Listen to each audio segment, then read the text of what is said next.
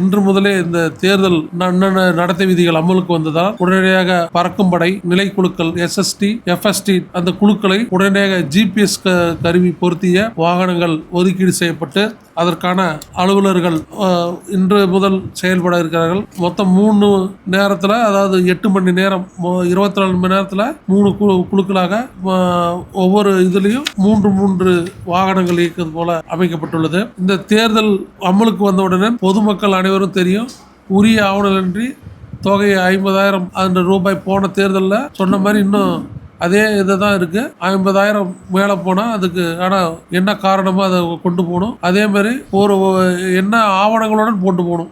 இதனால் தேவையான நம்ம பறக்கும் படைகள் அங்கங்கே நிலைக்குழுக்கள்லாம் செக் பண்ணுவாங்க. அதனால் பொதுமக்கள் ஒத்துழைக்கணும். தங்களுடைய தொகையை எடுத்துன்னு போடுறதுக்கு முறையான ஆவணங்களுடன் கொண்டு போகணும். எனவே தேர்தல் ஆணையத்துடைய விதிகள் படி அனைவரும் பின்பற்றி நடக்க கேட்டுக்கொள்கிறோம். அதே போல இந்த தேர்தல் நடத்தை விதிகள் அமலுக்கு வந்ததால் முதலில் 24 மணி நேரத்தில் அரசு அலுவலர்கள் உள்ள அனைத்து விதமான கட்சி சார்ந்த அல்லது கட்சி சார்ந்த தலைவர்களது படங்கள் நீக்கப்பட வேண்டும். அதே போல அடுத்த 48 மணி நேரத்தில் பொது இடங்களில் உள்ள கட்சி சின்னங்களோ அல்லது தலைவருடைய பேனர்கள் மற்றும் இதர அந்த பதாதைகள் மற்றும் இந்த ஏற்கனவே திறந்து வச்சிருப்பாங்க அந்த இதெல்லாம் கல்வெட்டுகள் இருக்கிறதெல்லாம் நீக்கம் செய்யணும். அதே போல 72 மணி நேரத்தில் அதாவது தனியார் வசம் உள்ள அந்த சின்னங்கள் அல்லது பதாதைகள் பேனர்கள் அதுவுமே அல்லது சுவரில் எழுதப்பட்ட ஓவியங்கள் அந்த மாதிரி இருந்தால் அதை நீக்கணும். முறையான,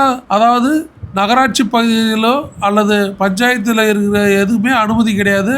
வரையறதுக்கான தனியாருக்கும் அனுமதி கிடையாது. அதே போல் கிராம பஞ்சாயத்தில் மட்டும்தான் அந்த வரையறதுக்கு எழுதுறதுக்கான அனுமதிகள் பெறப்பட்டு எழுதப்பட வேண்டும் என்பதையும் எல்லாத்துக்கும் தெரிவித்தோம். அந்த பறக்கும் படைகளை பொறுத்த வரைக்கும் அவர்கள் எந்தெந்த இடங்கள்ல அந்த மாதிரி இருக்கிற இடங்கள் ஏதாவது இருந்தால் உடனடியாக அதை தகவல் கொடுத்து அது சொல்லியிருக்கோம். உள்ளூரில் உள்ள கிராம நிர்வாகிகள், வருவாய் அலுவலர்கள் அதை தொடர்ந்து அவர்களையும் சேர்த்து இந்த கூட்டம் என்பது நடைபெற்றது.